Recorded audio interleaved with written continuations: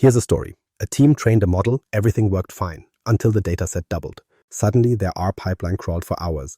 The root cause wasn't the algorithm at all, it was compute context. They were running in local compute, dragging every row across the network into memory. One switch to SQL compute context pushed the R script to run directly on the server, kept the data in place, and turned the crawl into a sprint.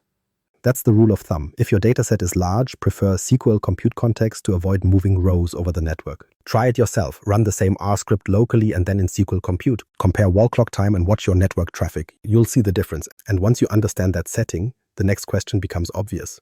Where's the real drag hiding when the data starts to flow? The invisible bottleneck. What most people don't notice at first is a hidden drag inside their workflow, the invisible bottleneck. It isn't a bug in your model or a quirk in your code. It's the way your compute context decides where the work happens. When you run in local compute context, R runs on your laptop. Every row from SQL Server has to travel across the network and squeeze through your machine's memory. That transfer alone can strangle performance. Switch to SQL Server compute context, and the script executes inside the server itself, right next to the data. No shuffling rows across the wire, no bandwidth penalty. Processing stays local to the engine built to handle it. A lot of people miss this because small test sets don't show the pain. 10,000 rows? Your laptop shrugs. 10 million rows? Now you're lugging a library homepage by page, wondering why the clock melted. The fix isn't complex tuning or endless loop rewrites. It's setting the compute context properly so the heavy lifting happens on the server that was designed for it. That doesn't mean compute context is a magic cure-all. If your data sources live outside SQL Server, you'll still need to plan ETL to bring them in first. SQL compute context only removes the transfer tax if the data is already inside SQL Server. Think of it this way, the server's a fortress smithy. If you want the blacksmith to forge your weapon fast, you bring the ore to him rather than hauling each strike back and forth across town. This is why so many hours get wasted on what looks like optimization. Teams adjust algorithms, rework pipeline logic, and tweak parameters trying to speed things up. But if the rows themselves are making round trips over the network, no amount of clever code will win. You're simply locked into bandwidth drag. Change the compute context, and the fight shifts in your favor before you even sharpen the code. Still, it's worth remembering, not every crawl is caused by compute context. If performance stalls, check 3 things in order. First, confirm compute context, local versus SQL Server. Second, inspect your query shape. Are you pulling the right columns and rows or everything under the sun? Third, look at batch size, because how many rows you feed into R at a time can make or break throughput. That checklist saves you from wasting cycles on the wrong fix. Notice the theme. Network trips are the real tax collector here. With local compute, you pay tolls on every row. With SQL compute, the toll booths vanish. And once you start running analysis where the data actually resides, your pipeline feels like it finally got unstuck from molasses. But even with the right compute context, another dial lurks in the pipeline. How the rows are chunked and handed off. Leave that setting on default and you can still find yourself feeding a beast one mouse at a time. That's where the next performance lever comes in. Batch size, potion of speed or slowness. Batch size is the next lever, and it behaves like a potion. Dose it right and you gain speed, misjudge it and you stagger. In SQL Server, the batch size is controlled by the rows per read parameter. By default, rows per read is set to 50,000. That's a safe middle ground, but once you start working with millions of rows, it often starves the process, like feeding a dragon one mouse at a time and wondering why it still looks hungry. Adjusting rows per read changes how many rows SQL Server hands over to R in each batch.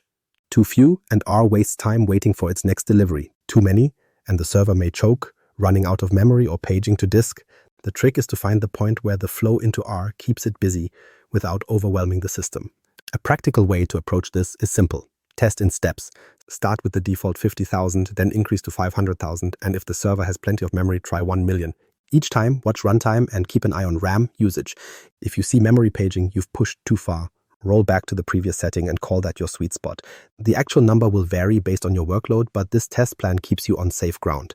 The shape of your data matters just as much as the row count.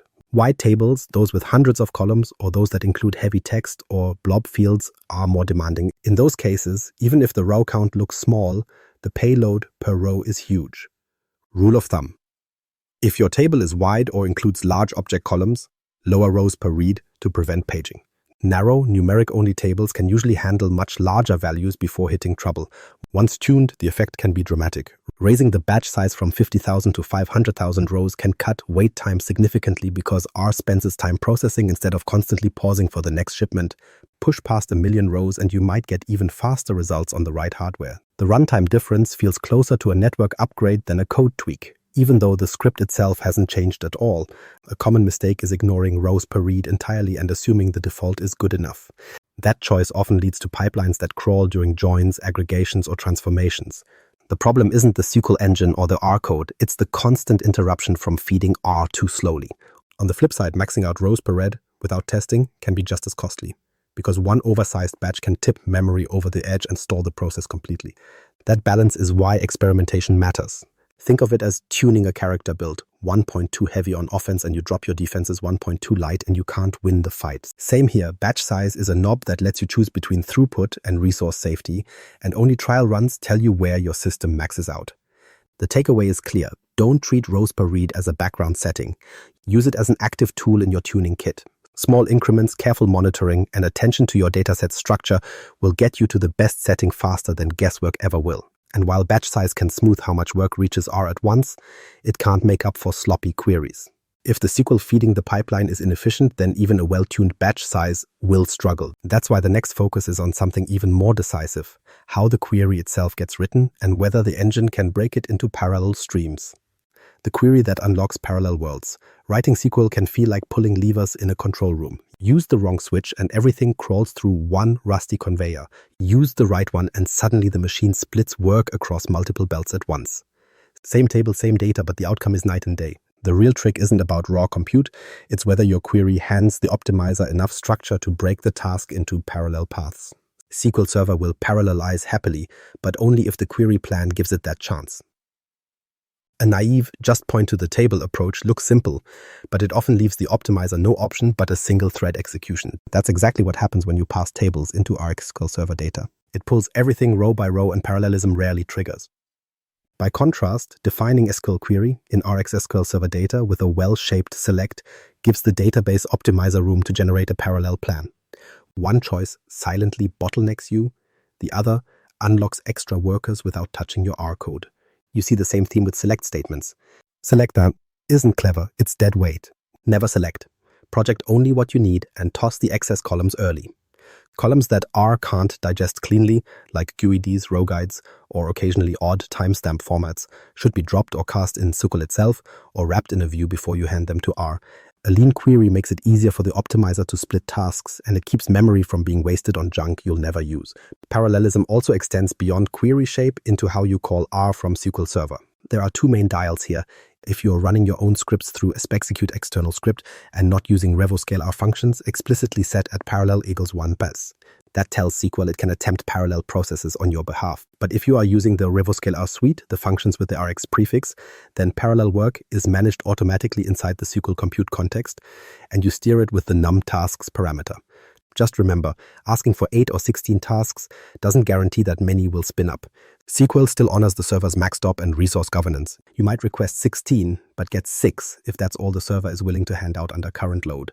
The lesson is simple. Test both methods against your workload and watch how the server responds. One smart diagnostic step is to check your query in Management Studio before ever running it with R. Execute it, right-click the plan, and look. Do you see parallel streams, or is it a single-line serial path? A missing index, a sloppy select, or too broad a scan can quietly kill parallelism. Fix the index, rewrite the projection, give the optimizer better doors to walk through. Watching the execution plan is like scouting the dungeon map before charging in. You'll know if you're sending a whole party or just one unlucky rogue. Small mistakes quickly stack. Ask for every column, just in case, and you'll drag twice as much payload as needed, only to drop most of it in R. Include a problem data type, and rows get stuck in costly conversions. Directly reference the table without a query, and SQL plays it safe by running serial. None of this is glamorous debugging, it's self-inflicted slog. Clean up the query, and parallelism often clicks on automatically, delivering a speed boost so sharp you wonder why you ever re-optimized R code instead. Think of query structure as the difference between a narrow hallway and a set of double doors. With only one opening, threads line up one after another, processing until finished. Add multiple entry points through filters, joins, and selective column pulls, and the optimizer splits work across threads, chewing through the dataset far faster. It's the same castle, but instead of one knight shuffling through a gate, you get squads breaching together. Under the hood, SQL Server does the heavy decision-making. Indexes, joins, data types, workload, all weighed before granting or denying a parallel plan. Your job is to tip the odds by making queries easier to split. Keep them lean, project only the essentials, test in Management Studio, And when possible, guide the system with add parallel one or tuned num tasks in Rx functions. Get those details right and you're not adding more compute, you're multiplying efficiency by unlocking the workers already there. The bigger point here is simple. Sloppy SQL sabotages performance far more than clever batching or exotic R tricks. A query shaped cleanly, tested for parallelism, and trimmed of junk makes your pipelines feel light. A lazy one drags the entire server down long before your modeling code ever runs. You don't need heroics to fix it, you just need to hand SQL Server a map it knows how to split. Of course, even with a tuned query feeding rows quickly and in parallel, there's another kind of slowdown waiting. It's not about how the data enters R, but what you choose to do with it after. Because if you start reshaping fields and calculating extra columns in the middle of the fight, you'll slow yourself down in ways you didn't even expect. The trap of on-the-fly transformations. Here's the next common snare, the trap of on-the-fly transformations. It looks convenient, tossing calculated fields, type conversions, or cleanup steps directly into your R model scripts, but it carries a hidden tax that grows heavier with scale. The problem is how SQL Server and R actually talk. When you code a transformation inside R, it isn't applied once to a column. It's applied to every row in every batch. Each row must move from SQL storage into the analytics engine, then hop into the R interpreter, then back out again. That hop burns cycles. With small data you barely notice. With millions of rows, the repeated trips pile up until your training loop crawls. It's a workflow design issue, not a math trick. The SQL engine is built to crunch set operations across entire datasets, while R is built to analyze data once it's already clean. Forcing R to clean row by row means you lose both advantages at once. It's extra communication overhead that doesn't need to exist. The faster, cleaner method is to stage transform data before you begin analysis. Add derived variables in your source table where possible, or apply them through T-SQL in a view. If changing the base table isn't an option, spin up a temp table or a dedicated staging table where the transformations are cast and materialized. Then point your SQL Server data call at that object. At runtime, R sees the ready-to-use columns, so the model focuses on analysis instead of constant prep. Yes, creating views or staging tables adds a little upfront work, but that investment pays back fast. Each query or batch now flows once, instead of bouncing between engines for every calculation. Removing those repeated per row round trips often saves hours in full training runs. It's one of those optimizations that feels small at setup but changes the whole cadence of your pipeline. Even basic cleanup tasks fit better in SQL. Trim leading or trailing spaces with trim or rtrim. Normalize capitalization with functions like initcap. Standardize string consistency with replace. By the time R sees the dataset, the inconsistencies are already gone. No mid-loop conversions needed. Type conversions are another classic slowdown if left in R. Many times, numerical fields arrive as text. Strip symbols or units inside SQL, then cast the field to integer or decimal before handing it to R. Converting a revenue column from $10,000 strings into a numeric type is much cheaper in T-SQL once than across millions of rows in the R interpreter. The same goes for timestamps. Cast them at the source instead of repeatedly passing in R. Even more advanced steps, like identifying outliers, can be offloaded. SQL functions can calculate percentiles, flag outliers based on interquartile range, or replace nulls with defaults. By the time the dataset lands in R compute, it's already standardized and consistent. That avoids the cut-by-cut bleeding effect of running those transformations in every iteration. The payoff is speed now and stability later. Faster prep means shorter iteration loops, more time for tuning models, and lower server costs since resources aren't wasted on redundant translation work. And because your transformations sit in views or staging tables, you have a consistent reference data set for audits and reruns. In production environments, that consistency matters as much as raw speed. The opposite case is easy to spot. A script looks clean in the editor, but in runtime, the job thrashes. Huge back-and-forth chatter between SQL, the analytics engine, and R. CPUs run hot for the wrong reasons. The server is fine. It's just doing the extra lifting you accidentally told it to. That's why the rule is simple. Transform before the model loop, never during it. Treat this as table stakes. Once you move cleanup and formatting to SQL, R becomes a sharper tool, focused on modeling, not janitorial work. Your workflow simplifies and the runtime penalty disappears without needing exotic configuration. And just as important, when you think the data is finally ready, there's another kind of variable weighting that can quietly tank performance. Not numeric, not continuous, categories. Handle them wrong, and they become the next hidden slowdown in your pipeline. The categorical curse. The next hazard shows up when you start dealing with categorical data. This is the so-called categorical curse, and it strikes when those fields aren't flagged properly before they make the jump from SQL into R. In R, categories are handled as factors. Factors aren't just plain text. They're objects with defined levels, labels, and pointers. That's how R's modeling functions know that red, blue, and green are classes, not just unrelated strings. The catch is that if your source data doesn't come in with levels defined, R has to improvise. And that improvisation translates into wasted runtime. Take a common setup. Categories stored as integers in SQL Server. Database folks like it. Compact storage, simple joins, fewer bytes on disk, but pass that column straight into R and suddenly R has to stop and decode. It does it by converting each integer into a string, then mapping those back into factors on the fly. That's an extra round trip of conversions baked into every batch. It looks neat in SQL, but at R runtime it stacks into painful slowdowns. Picture it like shelving items in a warehouse with boxes labeled 1 through 50, but tossing away the contents chart. Every time a picker shows up, they have to crack open the box to see what's inside. It works, technically, but multiply that across thousands of picks and your tidy numbering system has turned the floor into a bottleneck.